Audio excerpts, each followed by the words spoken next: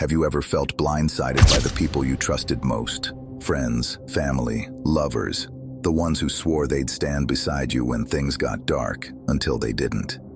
Betrayal doesn't always come from enemies. Sometimes it comes smiling, promising loyalty, wearing the face of love. And that's what makes it dangerous, because it feels safe until it isn't. It cuts deeper because it isn't just about losing them. It's about realizing you never really had them. You built your peace around people who were never planning to stay. When they leave, the world doesn't end. It just gets quiet enough for you to finally hear yourself. That silence isn't peace. It's withdrawal, the crash that comes after living off other people's validation. But here's what no one tells you. The people who left weren't your loss. They were your lesson. And if you learn it right, you'll never bleed the same way again. You start replaying moments in your head, the jokes that felt off, the looks you ignored, the words you excused. Every red flag you justified now glows like a warning light in memory. You called it loyalty, but it was fear. Fear of standing alone, fear of seeing who you'd be without their approval. And that's what betrayal exposes. Not their weakness, but yours. It shows how much of yourself you gave away just to avoid the truth. That you didn't love them. You loved the version of yourself that existed when they approved of you. And when that approval died, so did your illusion of control. Most men don't fear failure. They fear being forgotten. That's why they tolerate disrespect, because even pain feels better than being invisible. But invisibility is the training ground. When no one sees you, you finally have the freedom to build without noise. When no one claps, you start moving for yourself. When no one believes, you finally learn to believe in your own voice. That's where real strength begins. In the moments no one celebrates. There are always two versions of you, the one the world expects and the one you buried under compromise. The first gets applause. The second gets peace. Betrayal doesn't expose them. It exposes the part of you that forgot how to stand on its own. And once you see that, you stop mourning what left and start rebuilding what stayed. You stop chasing apologies and start reclaiming energy. You stop asking why they left and start asking why you stayed. That's when you realize losing people isn't the end of your story. It's the start of your clarity. You understand that love built on fear is just comfort dressed as safety. And comfort is the slowest poison known to men. Then comes the withdrawal. Days blur, nights stretch. You move, but everything feels heavier. You start asking questions that have no answers. Why them? Why now? What did I do wrong? The truth? You didn't do anything wrong. You just stopped being useful. Most people love you for what you provide, not for who you are. Attention, time, access, validation. Take those away, and they'll swear you changed. But all you did was stop feeding their comfort. Love without respect is dependency disguised as connection. This part of the story isn't about pain. It's about detox. You're not losing people. You're losing illusions. Stay still long enough and you'll see who was real. Real ones don't vanish when you go silent. They lean in. Silence isn't loneliness, it's filtration. And what's left after the silence isn't emptiness, it's truth. The truth about who you are without noise and who's still standing beside you once the mask drops.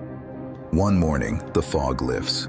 The ache is still there, but it's cleaner, sharper, useful. You stop asking why me and start asking what now. You walk again, train again, move again. Not because you've healed, because you've remembered what pain was supposed to do. It was never meant to destroy you. It was meant to refine you. You rebuild your body so your mind has structure. You rebuild your schedule so your focus has direction. You rebuild your boundaries so your peace has walls. You realize revenge is just another form of attachment, attention in disguise. You don't need to prove anything to those who left. You just need to become the kind of man who can't be replaced. Every rep, every clean meal, every page you read, Those are bricks in your foundation. Confidence isn't born from validation. It's built from data, from hard evidence that you can endure without applause. Pain ends where accountability begins. You stop negotiating with life. You stop expecting closure. You stop waiting for timing to be perfect. You start doing what needs to be done, not when you feel like it, but because you said you would. Wake when the alarm hits. No bargaining. Train with intent, not emotion. Clean your space.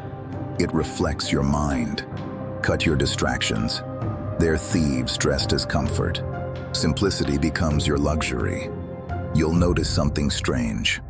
The quieter your life gets, the louder your purpose becomes. You'll lose interest in gossip, chaos, fake urgency. That's not boredom. That's evolution. After 30 days, you'll see discipline forming. After 60, you'll feel peace returning. After 90, you'll realize you've outgrown the version of yourself who begged for peace. Because peace isn't given, it's earned. And discipline isn't restriction, it's freedom in disguise. If you're still here listening, it means something inside you refused to die. That spark, protect it.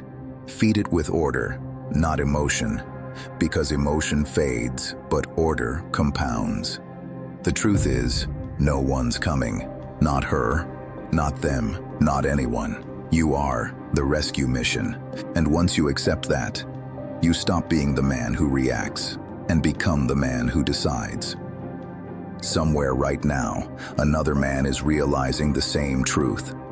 That loyalty without respect is slavery. That love without limits is chaos. That words without action are noise.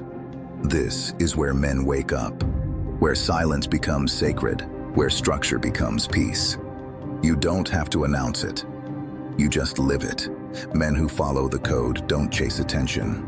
They build presence. They don't beg for clarity. They create order. They don't look for purpose. They embody it. You wanted to be saved. Now you save yourself. And the moment you do, you understand. The same pain that once broke you is the same fire that will build you. Most men relapse here. They confuse calm with emptiness. But calm isn't emptiness. It's bandwidth. It's the space where greatness is built, where the noise of the world can't reach you anymore. And that's when you realize you were never meant to fit in their peace. You were meant to build your own. So here's the truth. It was never about who left. It was about who you become because they did. When she leaves, when they leave, when everyone you trusted disappears. That's not your downfall. That's your invitation to evolve. The family code isn't content. It's a standard. It's the order men rebuild when the world turns chaotic. If this hits something in you, act on it. Don't scroll. Don't hesitate. Don't delay. Comment below.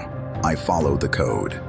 That isn't engagement. It's initiation. It's the signal that you understand the mission.